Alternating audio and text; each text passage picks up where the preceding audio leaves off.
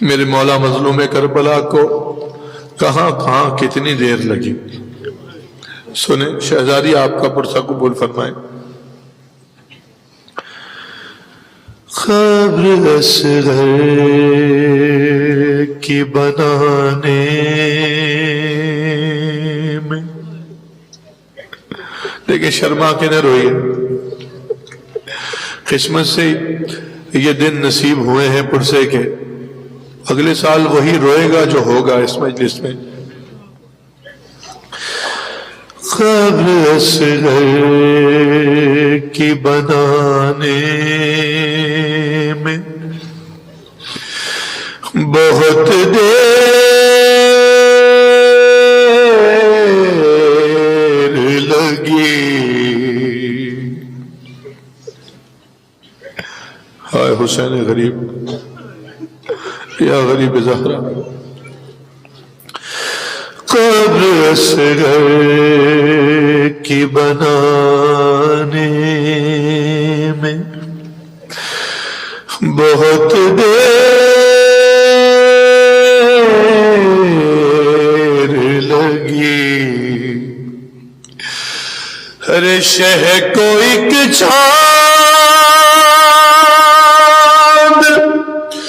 چھپانے میں بہت دیر لگی. شہ کو ایک چاند چھپانے میں بہت دیر لگی، قبر اصغر کی بنانے میں بہت دیر لگی. سنیں اپنی ماں و بہنوں کی نظر کر رہا ہوں جن کی گودیوں میں شیر خوار بچے ہیں. خاص طور پہ ماں نے پوچھا میرے اصغر کو کہاں چھوڑا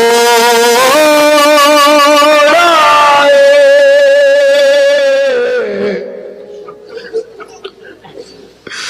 ماں نے پوچھا میرے اصغر کو کہاں چھوڑا ہے. ارے شہ کو یہ بات بتانے میں بہت دیر.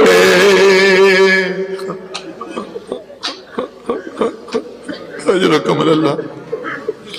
شہ کو یہ بات بتانے میں بہت دیر لگی. ہر شہ نے ہر لاش، شہ نے ہر لاش کو جلدی سے اٹھایا، لیکن شہ نے ہر لاش کو جلدی سے اٹھایا، لیکن ہر لاش اکبر کی اٹھانے بہت دیر لگی. لاش اکبر کی اٹھانے میں بہت دیر لگی.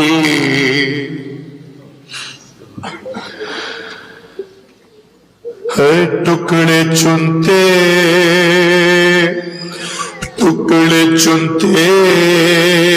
ہوئے قاسم کے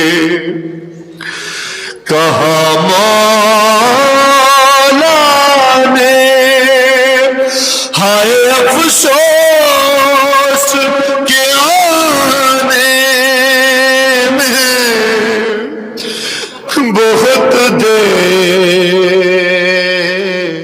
لگی. اجرکم اللہ. آخری دو شعر سنے مصائب کے. اس قدر پیاس سے سوکھا تھا گلوئے شبیر.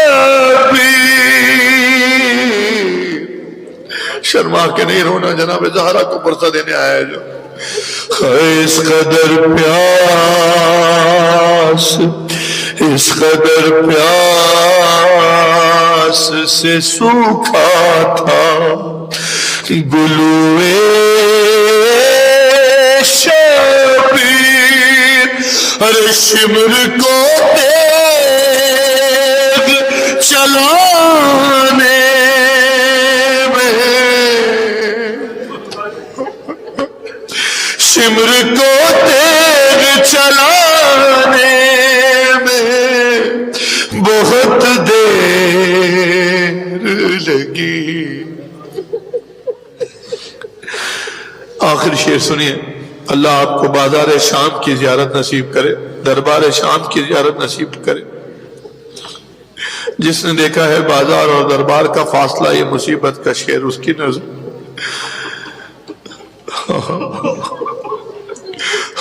کچھ قدم دور، کچھ قدم دور ہے بازار سے دربار، مگر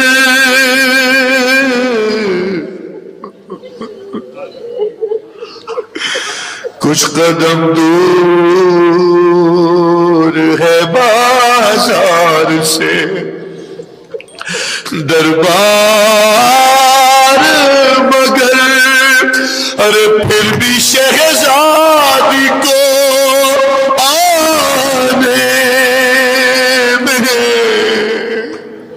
پھر بھی شہزادی کو آنے میں بہت دیر لگی. ہے قبر اصغر کی بنانے میں بہت دیر لگی.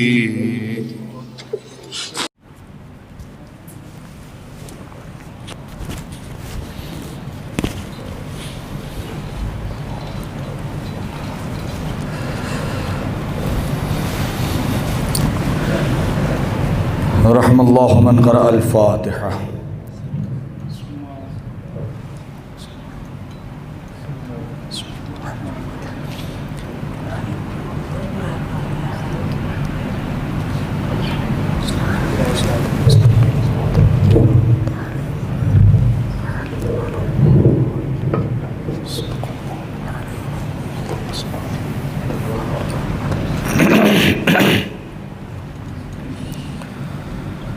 لا حول ولا قوة إلا بالله العلي العظيم.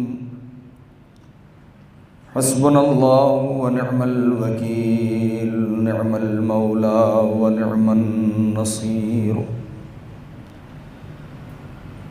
أعوذ بالله السميع العليم من الشيطان اللعين الرجيم. بسم الله الرحمن الرحيم. الحمد لله الذي لم يتخذ صاحبة ولا ولدا ولم يكن له شريك في الملك ولم يكن له ولي من الذل وكبره تكبيرا.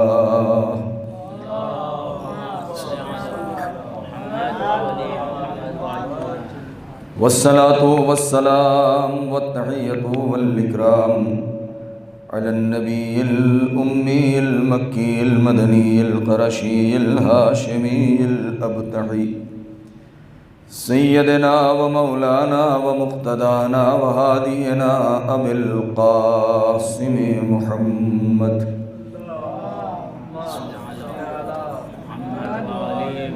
وعلى أهل بيته الطيبين الطاهرين المعصومين المظلومين الذين أذهب الله عنهم الرجس وطهرهم تطهيرا.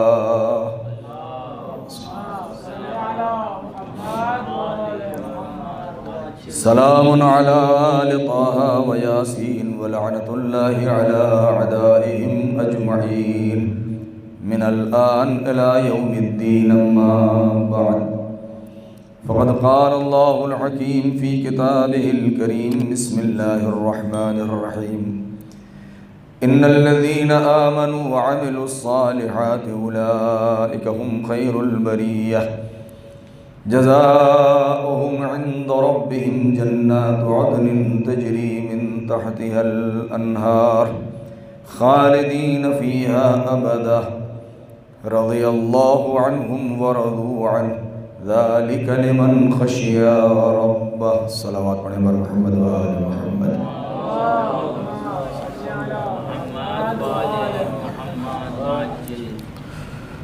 آپ حضرات سے التماس ہے کہ ایک بار سورہ حمد اور 3 بار سورہ اخلاص کی تلاوت فرما کے وہ مرحومین کے جن کے اسامی مسلسل آپ کے سامنے دہرائے جاتے ہیں، بانی مجلس کے تمام مرحومین، ان کے والدین، ان کے اعزاء و اقربا جو دنیا سے گزر چکے ہیں، اور دیگر تمام مومنین و مومنات کی روح کو ایثار فرماتے ہیں.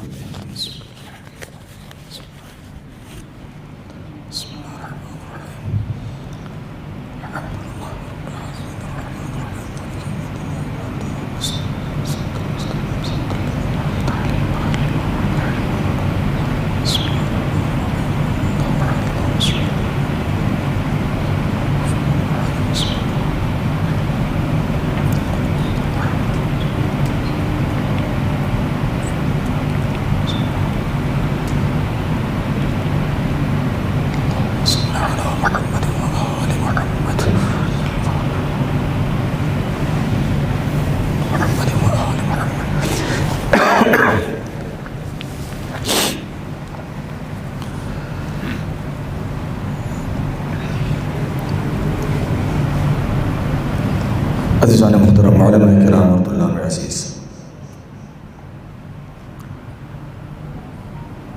آیہ کریمہ کے ذیل میں مسلسل گفتگو کا شرف مل رہا ہے، اور آج اس کے اس مرحلے پر جو باتیں آپ کی خدمت میں عرض کرنی ہیں وہ یہ ہے کہ پروردگار عالم اپنی ان آیات کریمہ میں مؤمنین کے انعام و اکرام اور مؤمنین کی عاقبت اور ان کے انجام کے متعلق جو بشارت دے رہا ہے وہ یہ کہ ان الذین آمنوا وعملوا الصالحات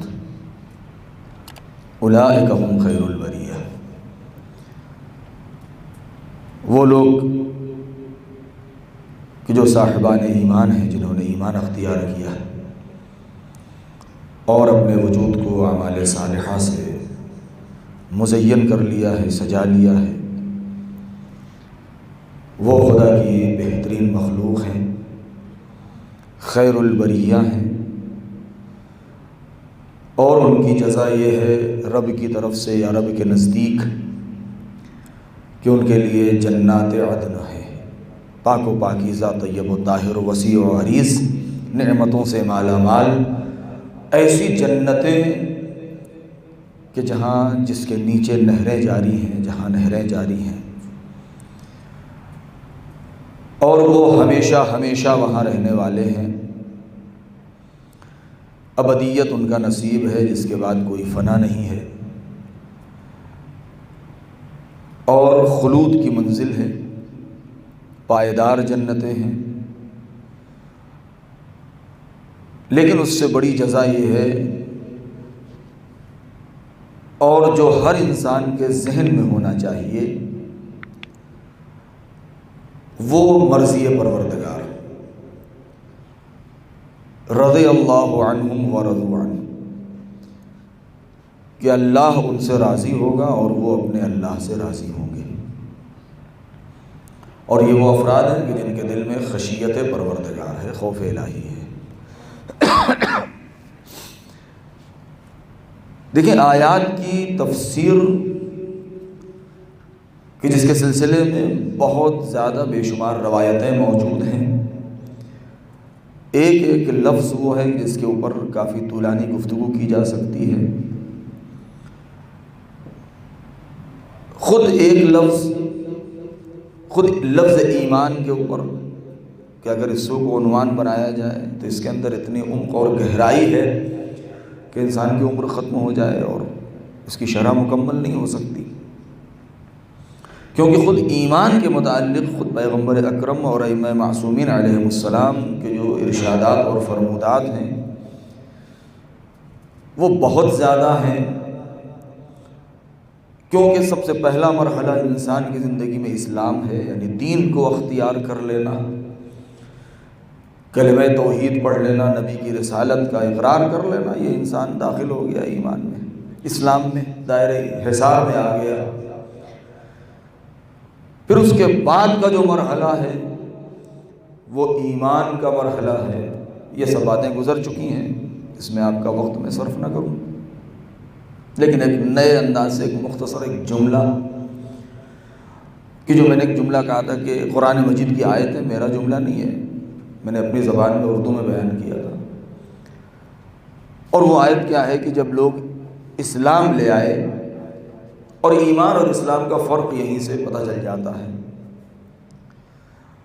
اور جب اسلام لے آئے اور آنے کے بعد یعنی مسلمان ہو گئے ظاہری اعتبار سے، دیکھیں یہ نزاکت یہی ہے، یہیں پر ہے کہ جس کی طرف بار بار یہ میں گزارش کرتا ہوں، یا علماء کہتے ہیں کہ میں توجہ چاہتا ہوں، تو توجہ میں اپنے انداز بیان کی طرف نہیں چاہتا ہوں، توجہ وہ اہم وہ نکات ہیں کہ جس کے اندر پائے جاتے ہیں، جس کی طرف پیغمبر اکرم نے یا قرآن نے اشارہ کیا ہے اور چاہا ہے کہ ہم ان باتوں پر غور کریں۔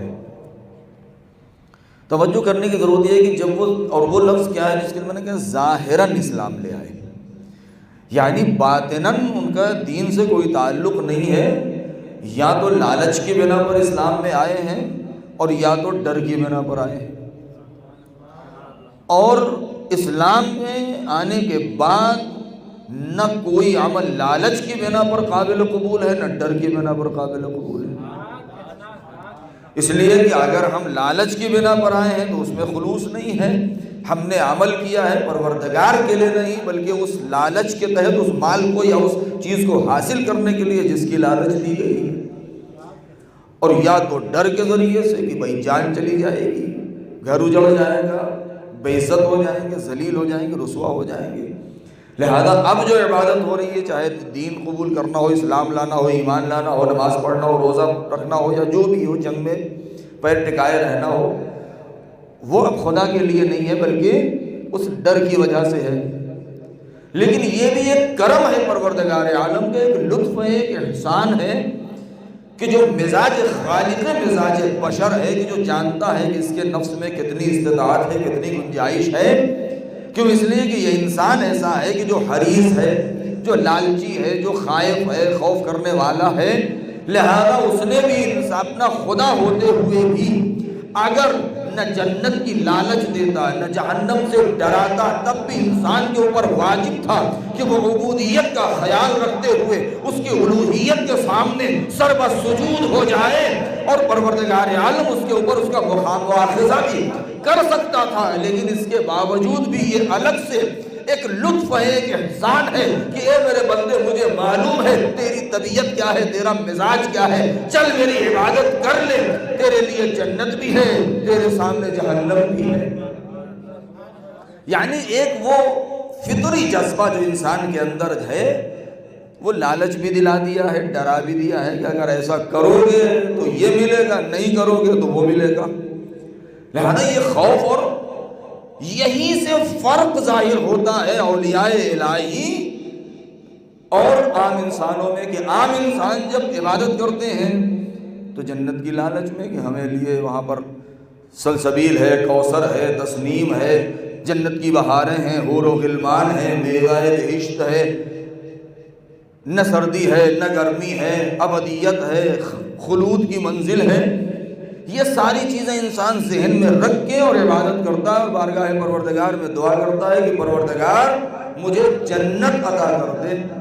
وَأَدْخِلْنِي الْجَنَّةَ بِرَحْمَتِكَ يَا أَرْحَمَ الرَّاحِمِينَ۔ یہ جو دعاؤں کے فقرے ہیں نماز مغرب کے تعقیبات میں یا دیگر تعقیبات میں دعاؤں میں کہ وَأَدْخِلْنِي الْجَنَّةَ بِرَحْمَتِكَ، کہ ہم کو جنت میں داخل کر دے، تجھے تیری رحمت کا واسطہ ہے۔ تو یہ کس کے لیے ہے؟ یہ اس انسان کے لیے ہے کہ جس کی فکر محدود ہے، جس کی نظر اتنی محدود ہے کہ جنت سے آگے وہ دیکھ ہی نہیں پاتا ہے۔ یہی وجہ ہے کہ جب اہل بیت دعا کرتے ہیں تو وہ یہ نہیں کرتے ہیں کہ ہمیں جنت میں داخل کر دے، اس لیے کہ جنت تو بنی ہی انہی کے صدقے میں ہے۔ وہ دعا یہ کرتے ہیں پروردگار مجھے اپنی مرضی دے دے، پروردگار مجھے تیری رضا چاہیے۔ رضینا قسمت الجبار فینا، یہ مولا علی جو فرماتے ہیں کہ لنا علم وللجہال مال، کہ رضینا قسمت الجبار فینا، اے میرے پروردگار مجھے جہنم کا ڈر نہیں ہے، مجھے جنت کی لالچ نہیں ہے، مجھے جو مرضی ہے، میری جو خواہش ہے وہ کیا ہے کہ رضینا قسمت الجبار فینا، اے میرے پروردگار میں اس چیز پر راضی ہوں جو تو میرے حق میں فیصلہ کر دے، جو تو میرے حق میں فیصلہ کر دے میں اس بات پر راضی ہوں۔ اور یہی وہ کمال انسانیت ہے، یہی وہ کمال بشریت ہے کہ انسان راضی پر رضائے پروردگار ہو جائے۔ جب ایسی انسان اس منزل پر فائز ہوگا تب اس کا نفس اس قابل ہوگا کہ اس کو خریدا جا سکے، ورنہ پروردگار عالم نے کتنے بڑے بڑے مجاہدین اور سورما گزرے ہیں کہ میدان میں جولانی کر کے واپس آ گئے، کبھی کمان اٹھایا، کبھی تلوار اٹھایا، کبھی نیام میں رکھا، کبھی پہاڑ پہ بھاگے، کبھی قدم، ایسے افراد موجود تھے، لیکن پروردگار نے کسی اور کے نفس کو کیوں نہیں خریدا؟ پروردگار میدان میں صرف چمکتی ہوئی تلواروں کے سائے میں انسان کے جوش و ولولے کو نہیں دیکھ رہا ہے، بلکہ پروردگار کی نظر میں وہ نفس قابل خرید و فروش ہے کہ جس کے اندر اتنا اطمینان پایا جاتا ہو کہ 40 برہنہ تلواریں ہیں مگر اطمینان کا عالم یہ ہے کہ ایسی نیند سویا کہ پوری زندگی نہ سویا تھا۔ اطمینان، اور یہی اطمینان جب کسی کے اندر آ جاتا ہے تو پروردگار اسی کو نفس مطمئنہ کہہ کے خطاب کرتا ہے۔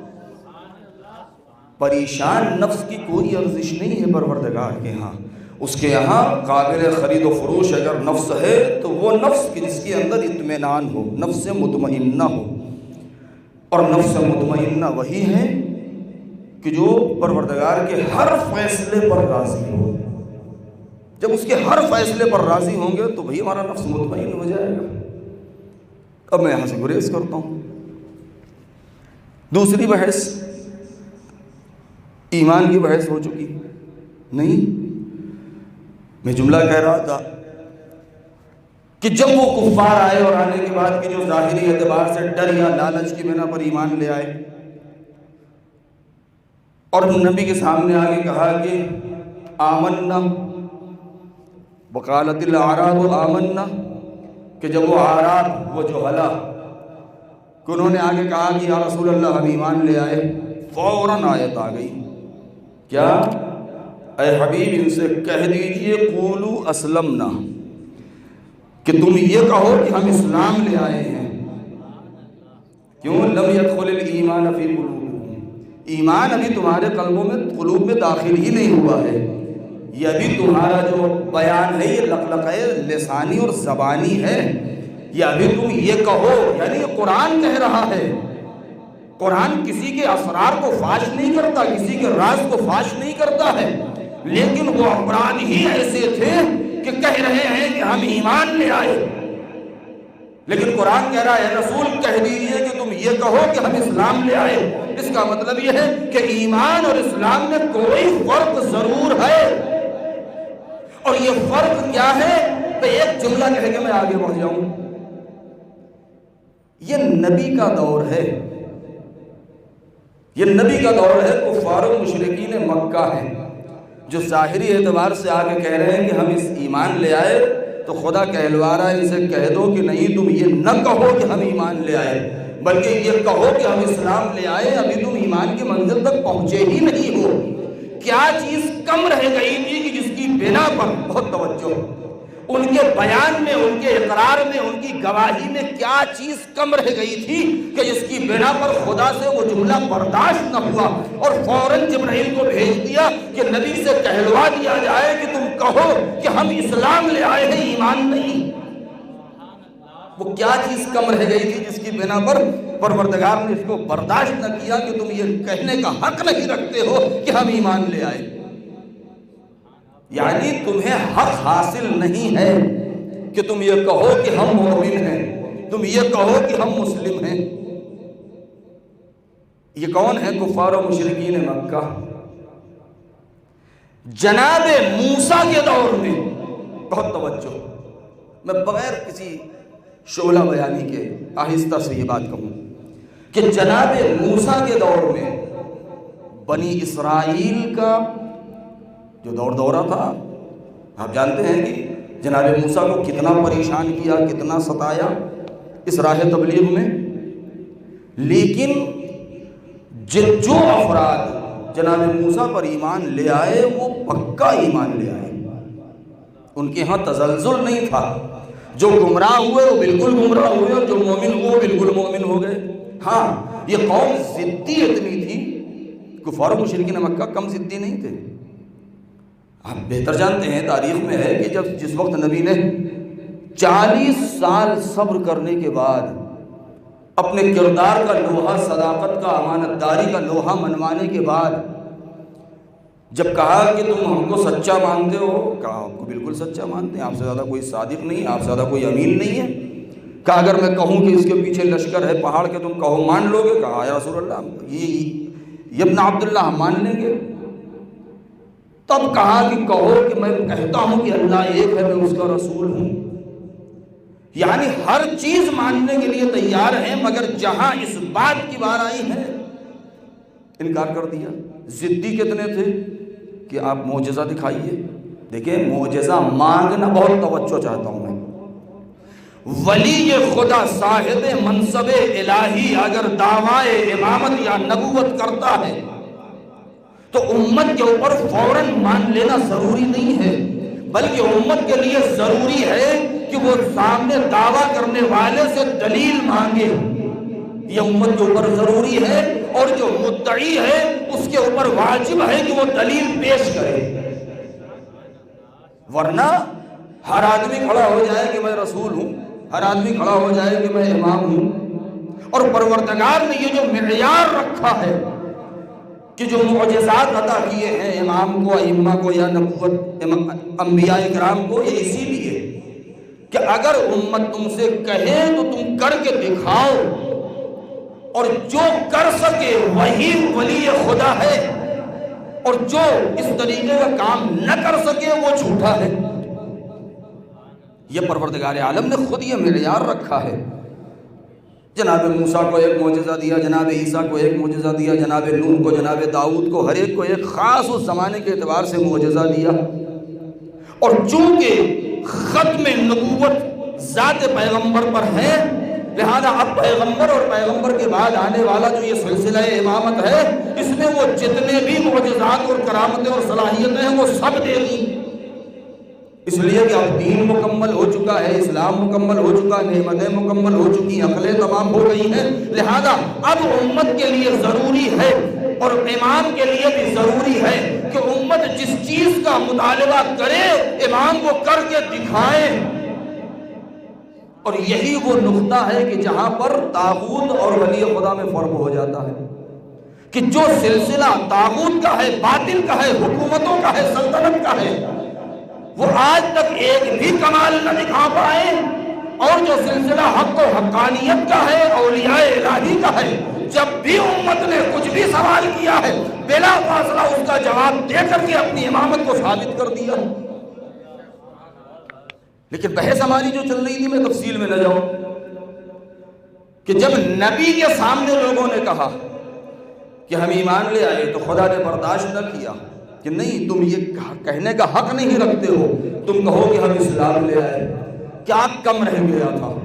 اگر قرآن مجید کا مطالعہ کیا جائے تو ایسی کوئی بات ہی نہیں ہے کہ جس کا جواب قرآن میں موجود نہ ہو، جس کی دلیل موجود نہ ہو، جو حجت و برہان قاطع قرآن کے اندر موجود نہ ہو۔ تاریخ ہمیشہ اپنے آپ کو دہراتی ہے۔ وَلَقَدْ قَصَصْنَا وَقَصَصْنَا عَلَيْكُمْ أَحْسَنَ الْقِصَصِ، یہ جو الفاظ قرآن مجید میں آیات آئی ہیں، نحن نقص علیک احسن القصص، کہ ہم تمہارے لیے بہترین قصے لے کر کے آئے ہیں، بہترین داستان۔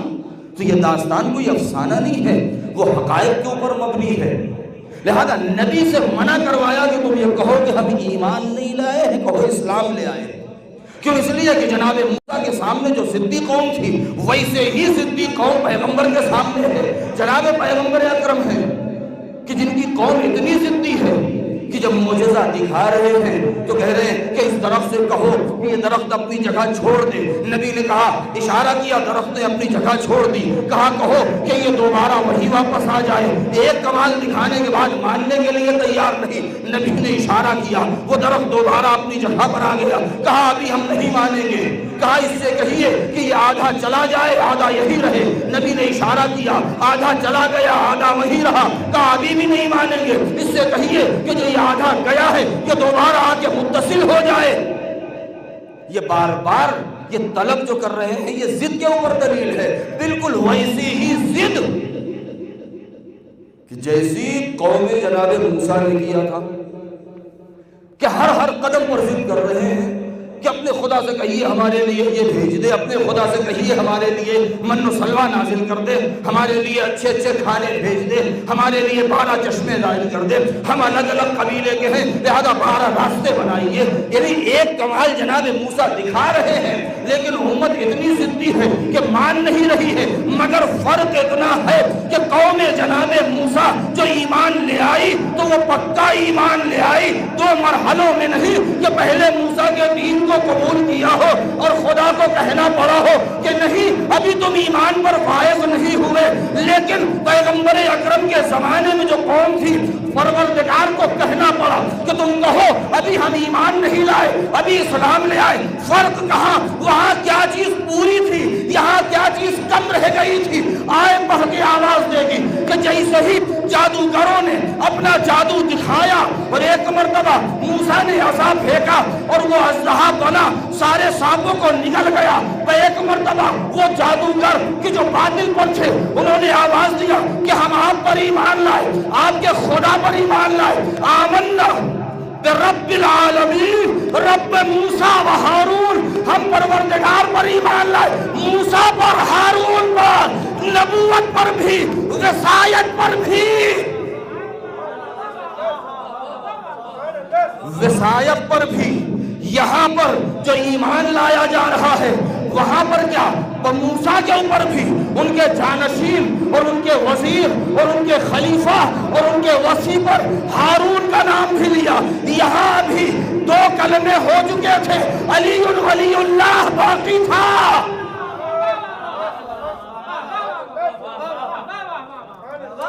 لا الہ، وہاں تینوں کلمہ ایک ساتھ ہو گیا۔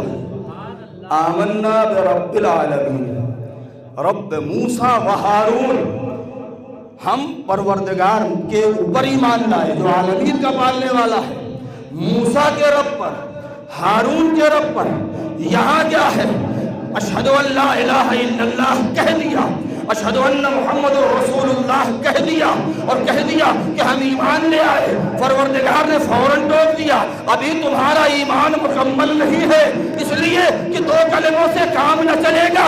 ابھی وصایت کو چھوڑ دیا، جب تک علی ولی اللہ نہ کہو گے پروردگار تمہیں اس بات کا حق نہیں دیتا کہ اپنے کو مومن کہہ سکو۔ صلوات پڑھے بر محمد و آل محمد۔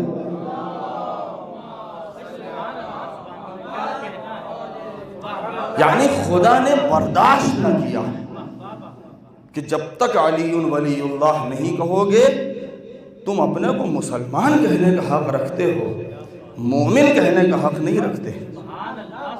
ورنہ خدا کیوں ٹوک رہا ہے؟ فوراً، یعنی ایک لمحہ بھی تاخیر نہیں، وحی آ گئی، ہرگز نہیں کہہ سکتے تو۔ اس کا مطلب یہ ہے کہ ایمان اور اسلام میں بہت بڑا فرق ہے، اور ایمان بغیر ولایت کو قبول کی اور اقرار ولایت کے انسان کے لیے ممکن نہیں ہے، اور جب ممکن نہیں ہے تو مسلمان کے لیے جنت نہیں ہے، مومن کے لیے جنت ہے۔ بھائی مسلمان ہونے کے بعد جنت کی کوئی ضمانت نہیں ہے، جزا مل سکتی ہے، ممکن ہے دنیا میں مل جائے، ممکن ہے برزخ میں مل جائے، لیکن وہ جنات عدن کہ جس کا ذکر ہے وہ صرف مومنین کے لیے ہے۔ اب تصور کریں کہ وہ جنات عدن جو مومنین کے لیے ہے، تو پھر امیر المؤمنین کا مرتبہ کیا ہوگا کہ جو صرف جنتی نہیں، قسیم النار والجنت ہے، قسیم النار والجنت ہی نہیں، قسیم الحق والباطل بھی ہیں۔ کیوں؟ اس لیے کہ علی کی محبت ہی وہ ہے کہ جو نفاق اور کفر اور ایمان میں فرق پیدا کرتی ہے۔ اس کا مطلب یہ نہیں ہے کہ مفسرین نے بیان کیا ہے، دونوں اس کے مطلب ہیں۔ ایک مطلب تو یہ ہے، اور اس کے اوپر بھی بہت توجہ، ایک مطلب تو یہ ہے اور اس کے اوپر بھی روایتیں شاہد ہیں اور گواہ ہیں کہ جب دوزخ اور جنت میں جانے کی باری آئے گی، صحیح سند روایتیں کہ جس کی سند میں کسی کو اعتراض نہیں ہے، فریقین نے اس کو لکھا ہے، بلکہ ہمارے جو علماء ان سے زیادہ جو ان کے محدثین ہیں سواد اعظم کے، انہوں نے بہت ہی کھل کے اس چیز کو لکھا ہے کہ علی قسیم النار والجنت ہے۔ اس کا مطلب کیا ہے؟ یعنی دو طریقے کی روایتیں ہیں اور دونوں صحیح ہیں۔ پہلی تو یہ کہ علی وہاں خود کھڑے ہوں گے، جس کو چاہیں گے جنت میں بھیجیں گے، جس کو چاہیں گے روک دیں گے۔ یہی عین یہی الفاظ ہیں، جس کو چاہیں گے بھیج دیں گے، جس کو چاہیں گے روک دیں گے۔ اب تم کسی کو جتنا ہی بڑا مسلمان کہتے رہو، جتنا بڑا مومن اور مسلمان کہنا ہے کہتے رہو، یہ پتہ تو تب چلے گا جب تیرے جنت پر علی کا سامنا ہوگا۔ ایک جس کو چاہیں گے بھیجیں گے، جس کو چاہیں گے روک دیں گے۔ دوسرا یہ کہ علی قسیم النار والجنت ہے، اس کا مطلب یہ ہے کہ محشر تک انتظار کرنے کی ضرورت نہیں ہے کہ تم محشر میں جاؤ اور کہو کہ ہم بھی لائن میں لگ جائیں، کھڑے ہو کے دیکھیں کہ علی کس کو بھیج رہے ہیں، کس کو روک رہے ہیں، کس کو جہنم میں پھینک رہے ہیں، کس کو جنت میں داخل کر رہے ہیں۔ نہیں، اتنی دیر انتظار کرنے کی ضرورت نہیں ہے، نبی نے پہلے ہی بتا دیا ہے، اور قرآن پہلے ہی آواز دیتا ہے، اور نبی کی روایتیں بھی ہیں، الجنت للموحدین والنار للملحدین، کہ جنت ہمیشہ موحدین کے لیے ہے، الجنت للمؤمنین والنار للکافرین، کہ جنت مومنین کے لیے ہے اور جہنم کافرین کے لیے ہے۔ نبی نے پہلے ہی بتا دیا ہے، تمہیں وہاں تک انتظار کرنے کی ضرورت نہیں ہے۔ تم اپنی بزم میں علی کے فضائل چھیڑ دو، علی کا قصیدہ پڑھ لو اور چہرہ دیکھ کے پہچان لو کون جنتی ہے کون جہنمی ہے۔ جس کا چہرہ کھل جائے اس کے دل میں ایمان ہے، جس کا چہرہ سکڑ جائے اس کے دل میں کفر و نفاق ہے۔ صلوات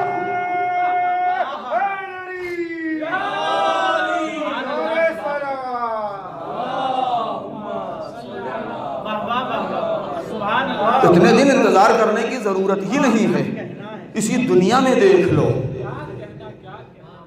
یا علی حبک ایمان و بغضک کفر و نفاق، مؤمنین کے لیے جنت ہے، منافقین کے لیے جہنم ہے۔ بس جس کے دل میں علی کی محبت ہے وہ جنتی ہے، اور جس کے دل میں، اب بات آ گئی تو ایک حدیث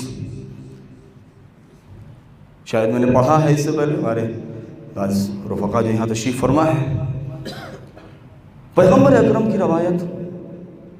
بھائی جناب میں نے ایک جملہ کہا تھا اور کہتا رہتا ہوں کیونکہ مجھے خاص لگاؤ ہے اور ہر ایک کو لگاؤ ہے، اس لیے بھائی دو شخصیتیں تین شخصیتیں ایسی ہیں کہ ان کا نام آتا ہے تو دل میں ایک ایسے سرور کی کیفیت آتی ہے۔ ایک نام جناب ابو طالب کا ہے،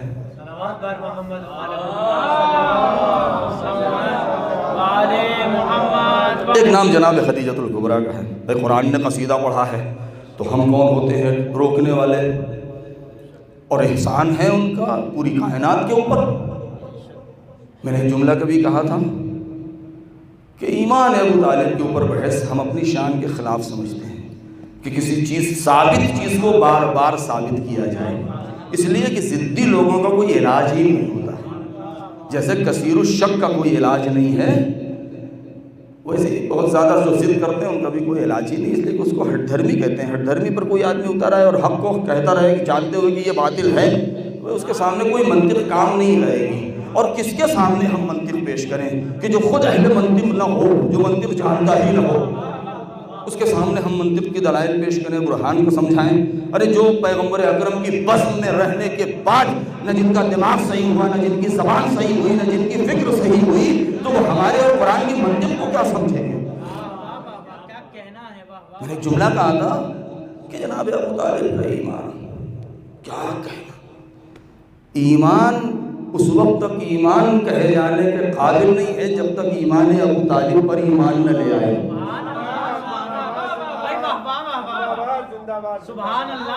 یعنی خود ایمان ہی ایمان نہیں بن سکتا، کیونکہ ایمان کی پرورش کی ہے ابو طالب نے۔ اب ذرا تصور کریں کہ وہ ایسے افراد، ایسے ویسے کہ جو واقعاً صنم قدوں کے ماہر پجاری تھے اپنے زمانے میں،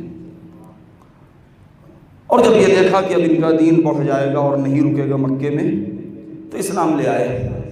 اب وہ ساتھ میں ہجرت کیا ہو، اور چاہے وہ کہیں جا کے ساتھ میں چھپے ہوں، لیکن کمال یہ ہے کہ رحمت للعالمین ساتھ میں ہے، سید المرسلین کا ساتھ ہے، اور اس کے بعد ایک چھوٹے سے کیڑے کو دیکھ کے انسان ڈر جائے۔ جو انسان اتنے چھوٹے سے حشرے کو دیکھ کے، حشرات الارض میں سے ایک چھوٹے سی چیز کو دیکھ کر کے، پسترین مخلوق کو دیکھ کے اپنے کو اشرف ترین مخلوق کہنے والا ڈر جائے، وہ آدمی بھلا تلوار لے کر کے میدان میں جائے گا؟ کیا تصور کیا جا سکتا ہے؟ اسی واقعے کو دیکھنے کے بعد آئندہ کا فیصلہ ہم پہلے ہی کر سکتے ہیں، اس لیے کہ یہ واقعہ جنگ سے 2 سال پہلے کا ہے۔ جنگ کے بعد کا اگر واقعہ ہوتا تو یہ مانا جا سکتا تھا کہ وہ بہت بڑے جنگجو تھے، تلوار چلا لیتے تھے، لیکن کیڑوں سے ان کو الرجی تھی اور حساسیت تھی اور ڈر جایا کرتے تھے، اور ان کو کسی چیز کا فوبیا ہو گیا تھا۔ نہیں، یہ فوبیا نہیں ہو گیا تھا، یہ 2 سال پہلے کا معاملہ ہے۔ 2 سال پہلے کہ جو عالم جوانی میں ایک حشرے کو دیکھ کر ڈر جائے، وہ مرحب و اندر کے مقابلے میں تلوار لے کر کے کیا ٹک پائے گا؟ صلوات پڑھے بر محمد و آل محمد۔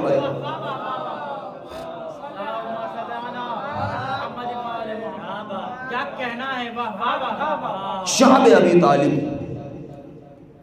یا اعلان رسالت 13 سال 13 سال میں نے اس لیے کہا کہ 2 سال اس میں سے آپ ادھر کم کریں، کیونکہ 3 سال وہ مخفی تبلیغ اور 20 سال نبی کی عین تبلیغ علنی، اور 2 سال پہلے جناب ابو طالب کی وفات ہجرت سے 2.5 سال پہلے۔ لہذا کمال یہ ہے کہ ایک مثال چھوٹی سی میں دے دوں، جناب مولائے کائنات رسول اسلام سے کتنا چھوٹے تھے آپ سب جانتے ہیں، ہمارے دوسرے زبان میں جانتے ہیں، لیکن مجلسیں سنتے ہیں ماشاءاللہ، اور ہماری فرشادہ کی برکت بھی یہی ہے کہ ہمارے بچے سے لے کر کے ضعیف تک کو فرشازہ پر بیٹھنے میں فخر ہوتا ہے، اس لیے کہ یہاں علم سکھایا جاتا ہے۔ 30 سال چھوٹے ہیں، 30 سال، 1-2 سال نہیں۔ حفاظت میں جناب ابو طالب کا کام کیا ہے، طریقہ کیا ہے کہ اپنے بیٹے علی کو رسول کی جگہ، رسول کو علی کی جگہ سلا دے رہے ہیں۔ کیوں؟ دیکھیے یہاں پر اعتراض نہ کرے کوئی کہ مولانا یہ آپ تو اس وقت کی بات کرو، اس وقت کی بات نہیں۔ جب نبی 14 سال 13 سال کے تھے، 11 سال کے تھے، 12 سال کے تھے، 16 سال کے تھے، یہ وہ سفر ہیں کہ جو آپ نے یمن اور شام کی جانب کیا ہے پیغمبر اکرم نے، تو بحیرہ جیسے افراد نے پہلے سے بتا دیا تھا جناب ابو طالب کو کہ ہوشیار رہیے گا، ممکن ہے کہ لوگ ان کو اغوا کر لیں، ان کو قتل کر دیں، اس لیے کہ میں ان کے اندر وہ علامتیں دیکھ رہا ہوں کہ جو آخری نبی کی علامتیں ہیں، لہذا خطرہ اس وقت سے لاحق تھا۔ جناب ابو طالب حفاظت کر رہے تھے، لیکن ذرا تصور کریں کہ علی 30 سال چھوٹے ہیں، جب رسول 40 سال کے ہوئے تو علی 10 سال کے ہوئے، علی 10 سال کے ہوئے، جب رسول 42 سال کے ہوئے تو مولا علی 12 سال کے ہوئے۔ معاذ اللہ، رسول کوئی پستہ قد نہیں تھے۔ بہت توجہ چاہوں گا میں، کمال یہ ہے کہ سارے مورخین نے یہ لکھ دیا کہ ابو طالب رات کی تاریکی میں مولا رسول کی شادی ہو بھی چکی تھی، کہ رات میں بستر بدل دیتے تھے کہ دشمن کو پتہ نہ چلے، اور چادر ایک جیسی ہے، رسول کی چادر علی کے اوپر، علی کی چادر رسول کے اوپر۔ کیوں بستر بدل دے رہے ہیں؟ تاکہ اگر رسول کو سمجھ کے کوئی قتل کرے تو میرا بیٹا قتل ہو جائے۔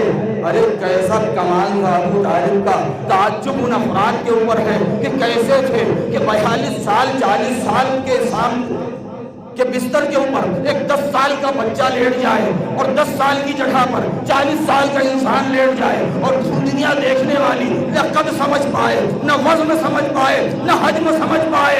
ایک ہی بات ہماری سمجھ میں آتی ہے کہ یا تو جس میں علی کا یہ کمال تھا کہ جب رسول کے بستر پر لیٹے تو رسول نظر آئے، چاہے بچپنا ہو چاہے جوانی ہو، اور یا تو اگر اس کو نہیں مانتے تو یہ ماننا پڑے گا کہ ابو طالب کے دستے مبارک میں یہ اثر تھا کہ علی کو ہاتھ لگا دے تو رسول دکھائی دے، رسول کو ہاتھ لگا دے تو علی دکھائی دے۔ صلوات پڑھے بر محمد و آل محمد۔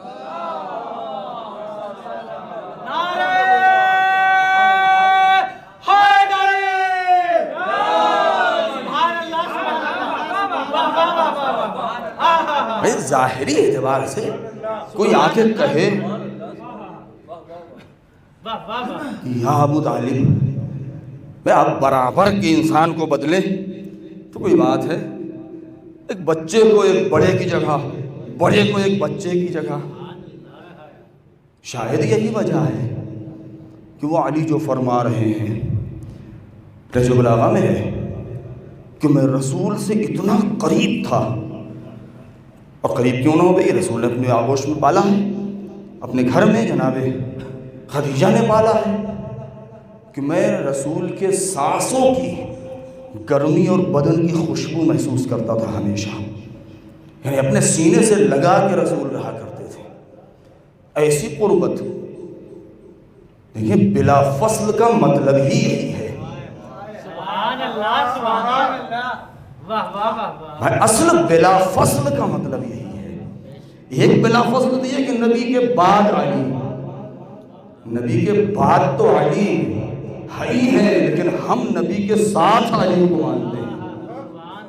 ایسا نہیں ہے کہ علی کی امامت ٹھیک ہے ظاہری اعتبار سے شروع ہوئی ہے خلافت نبی کے بعد، لیکن جس وقت نبی کا کلام حجت تھا، علی کا کلام بھی حجت تھا، اس لیے کہ وہ بھی معصوم تھے، یہ بھی معصوم تھے۔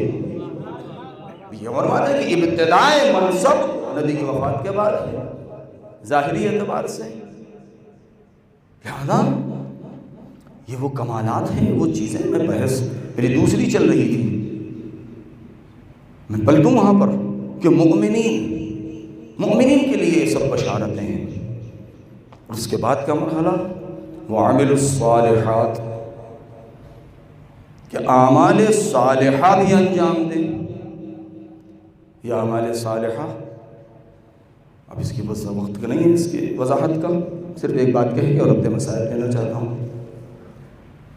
دیکھیں، ہر انسان کا وہ عمل، کیونکہ عمل کی کئی اقسام ہیں، عمل خالص ہو تو عمل خالصہ کہا جائے گا، عمل صالح ہو تو عمل صالحہ کہا جائے گا، عمل حسن ہو تو اعمال حسنہ کہا جائے گا، برا ہو تو سیئہ کہا جائے گا، برا کہا جائے گا، قبیح ہو تو اعمال قبیحہ کہا جائے گا، جمیل ہو تو اعمال جمیلہ کہا جائے گا۔ یہ سب الفاظ مترادف نہیں ہیں، عربی زبان میں یا قرآن نے کبھی مترادف الفاظ استعمال نہیں کیے۔ اس کی فصاحت اور بلاغت کا کمال ہے کہ جو لفظ جہاں استعمال کر دیا ہے وہ وہیں پر فٹ ہو سکتا تھا۔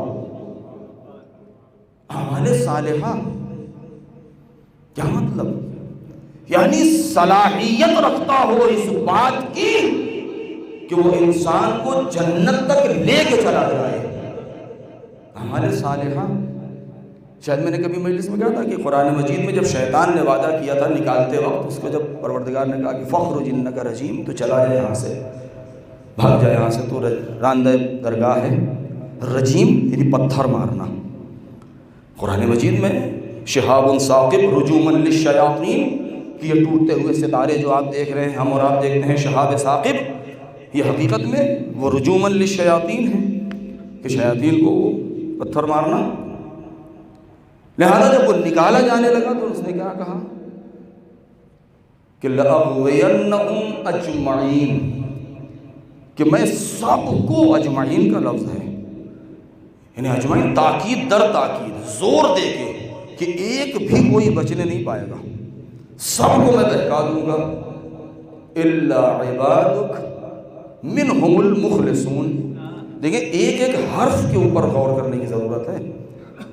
اگر یہ کہتا الا عبادک المخلصون تو یہ ہو جائے بھائی جو تیرے مخلص بندے ہیں، نہیں، الا عبادک، مگر وہ تیرے بندے، منہم المخلصون، جن میں سے کچھ ایسے ہیں جو مخلص ہیں، مخلص نہیں ہیں۔ شاید میں اس کی وضاحت کر چکا ہوں اس سے پہلے، کیوں؟ اس لیے کہ خلوص کی دو تیری چیزیں ہیں خالص ہونے کی۔ ایک وہ ہے کہ انسان اپنے کو خود خالص بنا لیتا ہے، جیسے ہم نماز پڑھتے ہیں تو نماز پڑھتا ہوں 3 رکعت مغرب کی قربتاً الی اللہ خالصتاً لوجہ اللہ، کہ ہم صرف اور صرف خلوص کے ساتھ بارگاہ پروردگار میں خدا کے لیے، یہ ہم نے اپنے عمل کو خالص بنا دیا ہے۔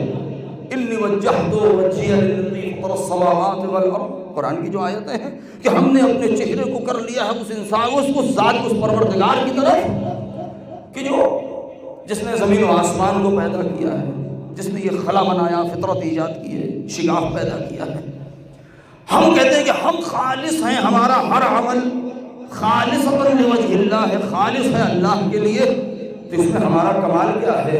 ہمارا کچھ کمال نہیں ہے، بس تھوڑا سا ہم نے پرہیز کر لیا، زور دے دیا ہے اپنے اوپر، ہم نے اپنے عمل کو خالص بنا لیا پروردگار کے لیے۔ لیکن یہاں پر جو شیطان کہہ رہا ہے وہ یہ نہیں کہہ رہا کہ میں بہکاؤں گا سب کو، مگر ان کو کہ جس نے اپنے عمل کو خالص بنا لیا ہے، بلکہ مخلصین کا لفظ نہیں ہے، مخلصون کا لفظ ہے، مخلصین کا لفظ ہے، یعنی مخلصین وہ ہے جو اپنے عمل کو خالص بنائے خدا کے لیے، مخلص وہ ہوتے ہیں کہ پروردگار کی نگاہ انتخاب جن کو خالص بنا دے۔ یعنی شیطان وہ خالصین کے سامنے عاجز نہیں ہوتا، ان کے سامنے عاجز ہوتا ہے جس کو پروردگار نے خالص بنا دیا ہے، اور وہ صرف اہل بیت ہیں۔ الا عبادک منہم المخلصون، جو خالص، جن کو پروردگار نے خالص کر دیا ہے، الگ کر دیا ہے، ان کے لیے جنات عدن ہے، ان کے لیے کوثر و تسنیم و سلسبیل ہے، ان کے لیے کوثر کی موجیں ہیں، جنت کی بہاریں ہیں۔ ورنہ اتنا آسان نہیں ہے کہ ابدیت خالدین فیہا، یہ سب کچھ کسی انسان کو ویسے ہی مل جائے صرف کلمہ شہادتین پر نہیں۔ بات آ گئی ہے تو میں اس کو کہہ کے اور بات ختم، جو کہ سلسلہ ہے، اس لیے یہ حدیث بھی آپ کی سنی ہوئی ہے کہ جناب قندوزی نے اپنی کتاب ینابع المعدت میں تفصیل سے اس روایت کو نقل کیا ہے، اور وہ روایت کیا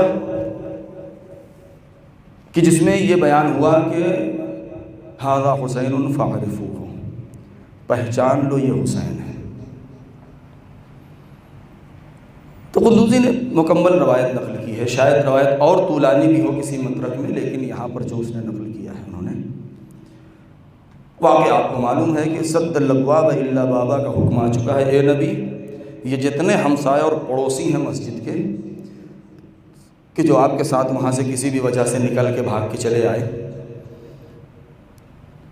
اور آپ نے اجازت دے دی ہے اور مسجد میں سب نے اپنا اپنا دروازہ کھول لیا کہ باہر سے گھوم کے آنا نہ پڑے، جیسے ہی اذان کا وقت ہو فوراً اپنے گھر سے مسجد میں آ جائیں۔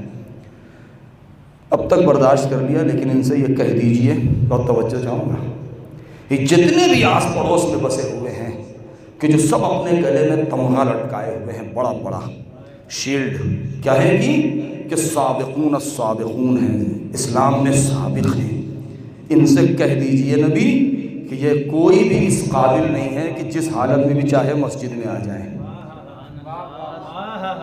سد الابواب الا بابا، سارے دروازوں کو بند کر دیجئے سوائے در علی کے۔ فسد الابواب الا بابا، حکم آیا، نبی نے فٹ سے سارے در چنوا دیے۔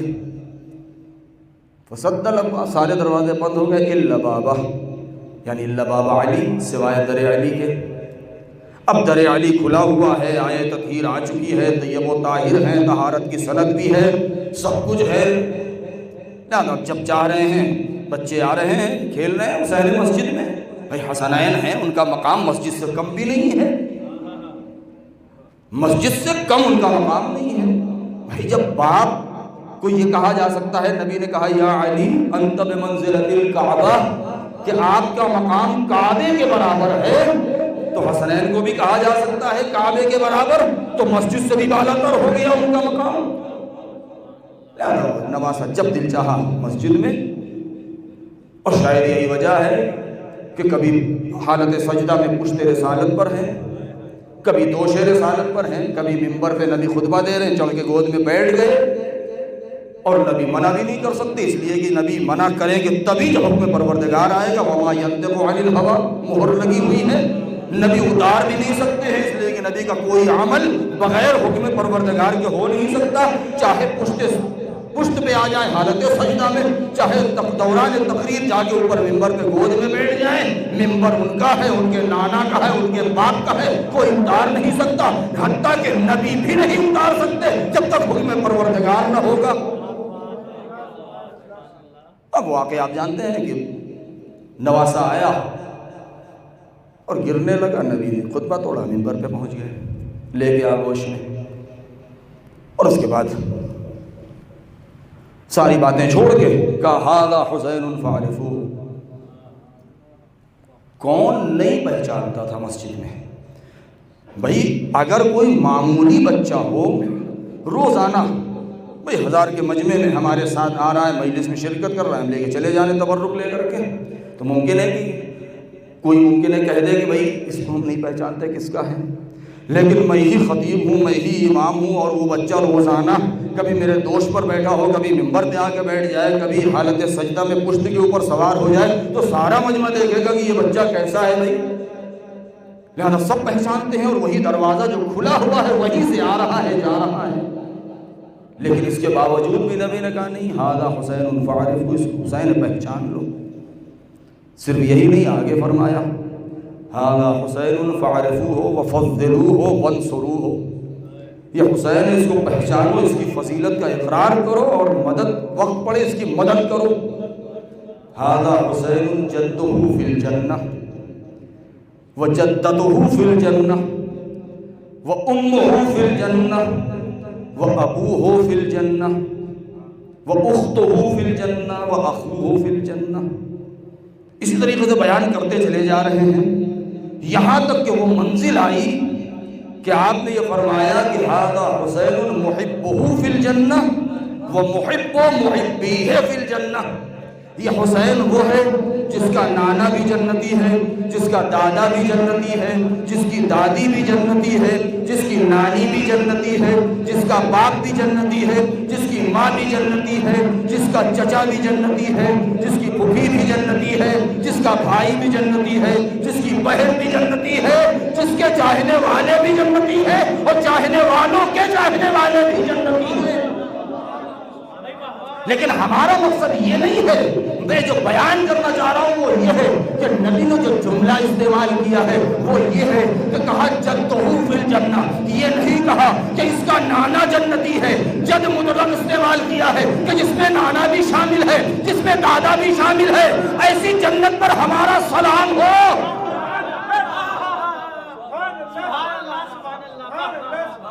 جدہ فی الجنہ کہ جس میں نانا بھی شامل ہے، دادا بھی شامل ہے. اب جو نبی جس کے دادا کو جنت کی بشارت دے رہا ہو، جدتہ دادی بھی جنتی ہے، نانی بھی جنتی ہے.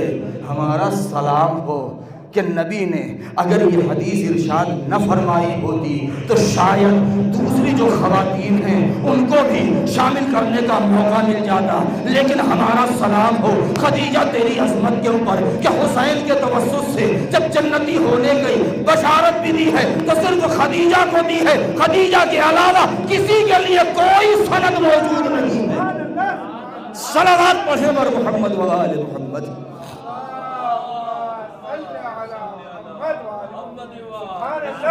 اس کا یہ مطلب نہیں ہے کہ دیگر خواتین جنت کی نہیں ہیں، لیکن جو بشارت ہے وہ صرف ایک کے لیے فی الحال. ورنہ جناب ام سلمہ کیا کہنا. بس یہ ایام جو چل رہے ہیں، جنت سب سے پہلا شرف جو ہمیں اور آپ کو نصیب ہے، اور خود بانیان مجلس جنہوں نے اس مجلس کا اہتمام کیا ہے سرزمین قم پر، وہ بھی جناب معصومہ قم کے جوار میں نزدیک، کہ 2-3 شرف ایک ساتھ یہاں جمع ہیں. پہلا شرف تو روایتیں کہتی ہیں کہ جنت کے 8 دروازے ہیں، جن میں سے 3 دروازے قم کی طرف کھلتے ہیں. دوسرا شرف یہ ہے کہ جنت کا دروازہ کہیں کھلتا ہو یا نہ کھلتا ہو، فرش اعظم پہ ضرور کھلتا ہے. بھائی 8 دروازوں میں سے 3 تو نکل گئے، قوم کے لیے مخصوص ہو گئے. پھر فرش اعظم کا براہ راست جو راستہ ہے دروازے تک جنت کے، وہ فرش اعظم ہے. لہذا کم سے کم 2-3 اس میں اور شامل کر لیجئے. تو اس وقت کی ہماری مجلس میں کم سے کم 4-5 دروازے تو جنت کے کھل ہی رہے ہیں. یہ تو پکی بات ہے، کیونکہ میں نے کسی مجلس میں یہ کہا تھا کہ بھئی ہم تو حسینی ہیں، ہم علوی ہیں، علی کے چاہنے والے ہیں، حسین کے عزادار ہیں، علی کی محبت ہمارے دل میں ہے. اس لیے ہم کو کوئی کہے گا بھی نہیں کہ تم مومن اپنے آپ کو مت کہو. ہم تو فخر سے کہہ سکتے ہیں مومن بس ہم ہی ہیں. نہیں، ایک جملہ اور شاید تھوڑا سنگین ہو، وزنی ہو زیادہ، لیکن میں ان افراد کے لیے کہ جو واقعاً علی کے چاہنے والے ہیں اور مولا علی کے احکام پر عمل بھی کرتے ہیں، کہ اگر ہم جنت میں نہ جا سکے تو کوئی نہیں جا پائے گا. نہیں، حقیقت ہے. اس لیے کہ بھائی لیکن شرط ہے کہ علی کے احکام پر بھی، ان کا حکم پر عمل بھی کریں. ایسا نہیں ہے کہ ہم کہیں کہ ہم علی کے چاہنے والے ہیں اور کہتے ہیں جنت ہماری ہے. نہیں، ان شرائط کے ساتھ کہ ہم ان کو مفترض الطاعہ مانیں، ان کی اطاعت اپنے اوپر واجب مانیں، اور جو حکم دیا ہے اس پر عمل کریں. تو پھر ہمارے علاوہ اگر ہم نہ گئے تو کوئی جا ہی نہیں پائے گا. اس لیے کہ سب سے پہلا حق تو ہمارا ہی ہے. اگر ہم اس لائق اپنے کو بنا لیں، علوی حسینی کہلانے لائق بن جائیں. اب جب ہماری فرش اعظم کا یہ مقام ہے تو پھر خود میدان کربلا کا کیا مقام رہا ہوگا. شاید یہی وجہ تھی کہ انصار حسینی جنت پر قانے اور راضی نہیں تھے، حسین کے قدموں پر راضی تھے. انصار حسینی کے لیے صرف جنت بس نہیں تھی، ورنہ جنت بس ہوتی تو حسین کہہ رہے تھے کہ میں نے جنت تمہارے لیے فکس کر دی ہے، معین کر دی ہے، ضمانت میں لے رہا ہوں، چھوڑ کے چلے جاؤ. چلے گئے ہوتے، لیکن نہیں. در حسین جنت سے کہیں زیادہ بالا تر ہے، اس لیے کہ جو یہاں تک آ گیا جنت خود اس تک آ جائے گی.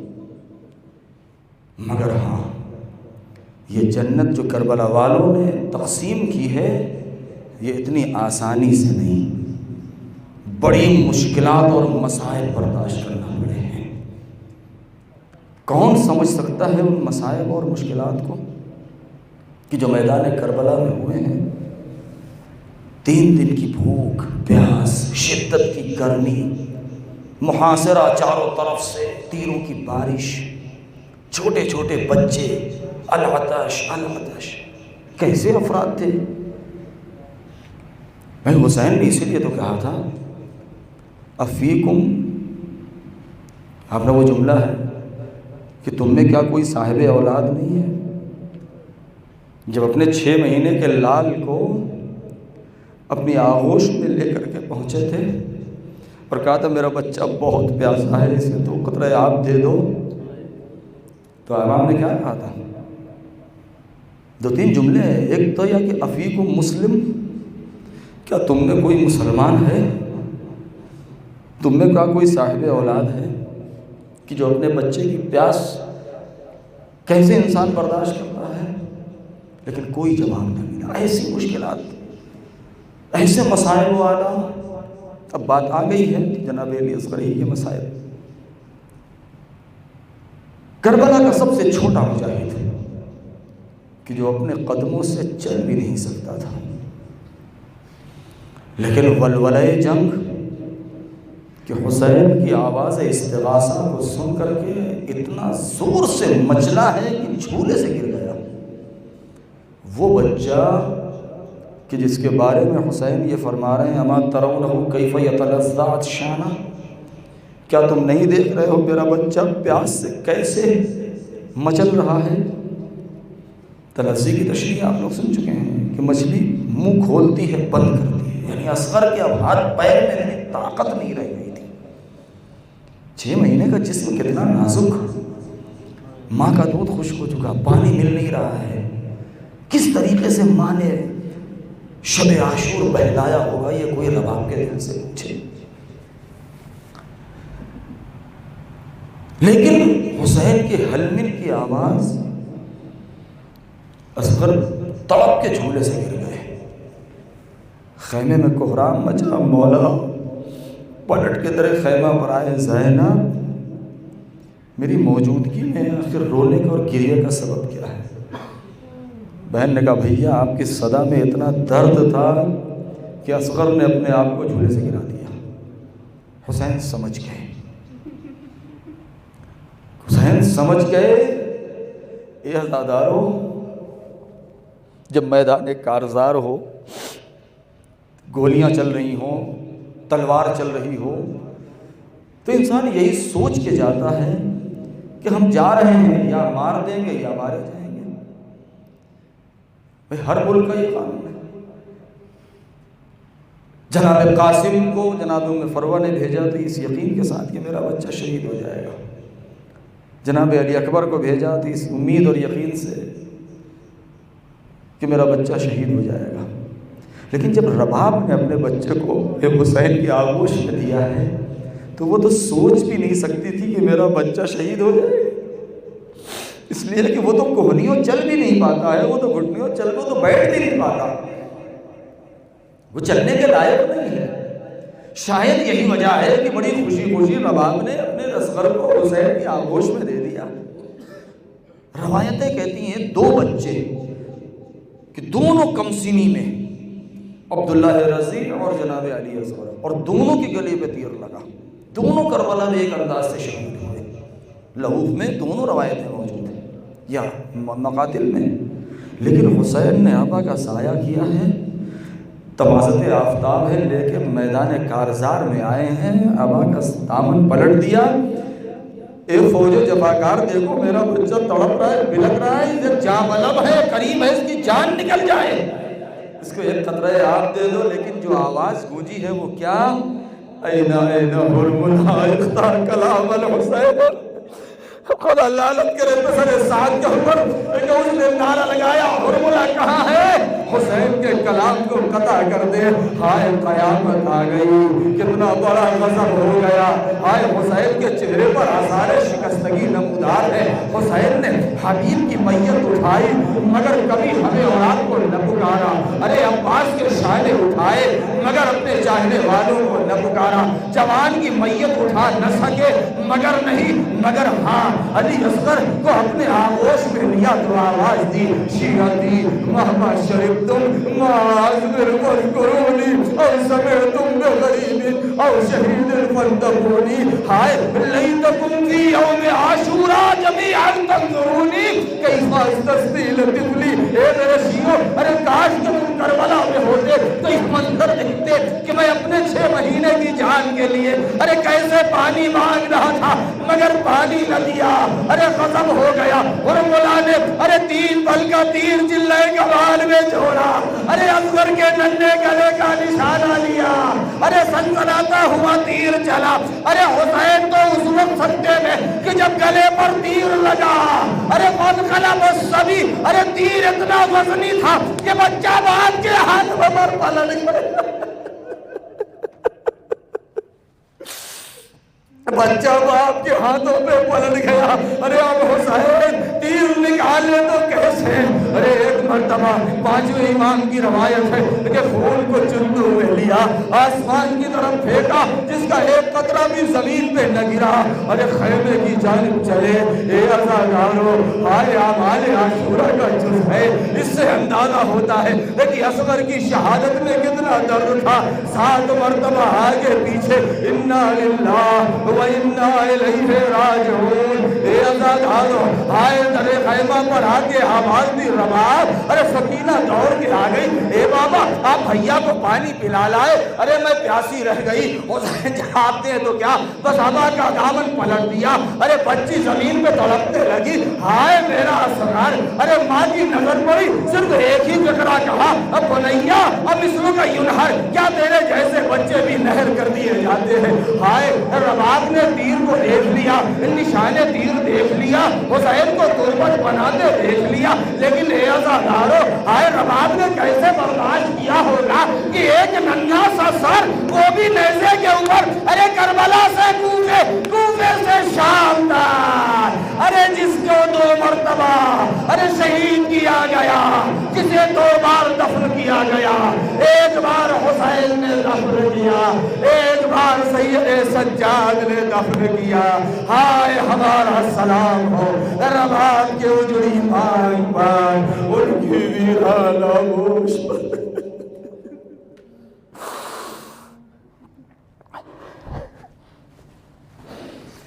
وَسَيَعْلَمُ الَّذِينَ ظَلَمُوا أَيَّ مُنْقَلَبٍ يَنْقَلِبُونَ أَلَا لَعْنَةُ اللَّهِ عَلَى الْقَوْمِ الظَّالِمِينَ إلہی بحق الزہرا وأبیہا وبعلہا وبنیہا وسر المستودع فیہا، پروردگار ہمارے اس مختصر سی عزا کو قبول فرما، ہمارے والدین اور مومنین کے گناہوں کو بخش دیں، جو اس دنیا سے گزر چکے ہیں ان کی مغفرت فرما، جو بیمار ہیں ان کو شفائے کامل و عاجل مرحمت فرما، خود التماس دعا کہی گئی ہے، جناب عظیم امروہی صاحب کے فرزند جو بیمار ہیں اور آج اطلاع ملی ہے خود میرے خسر معظم بہت زیادہ بیمار ہو گئے ہیں اچانک، لہذا بارگاہ پروردگار میں دعا ہے کہ جتنے بھی مریض ہیں علی کے چاہنے والے بالخصوص یہ بیمار مورد نظر جلد سے جلد شفا مرحمت فرما، پروردگار مؤمنین کی حفاظت فرما، اس وبا کا خاتمہ فرما، پرچم اسلام کو سر بلند فرما، پرچم کفر و نفاق کو سر نگو فرما، بانیان مجلس کی توفیقات میں اضافہ فرما، ہمارے امام کے ظہور میں تعجیل فرما، ہمیں ان کے جانثاروں میں شمار فرما، ربنا تقبل منا انک انت السمیع العلیم، ماتم حسین یا حسین یا حسین یا حسین۔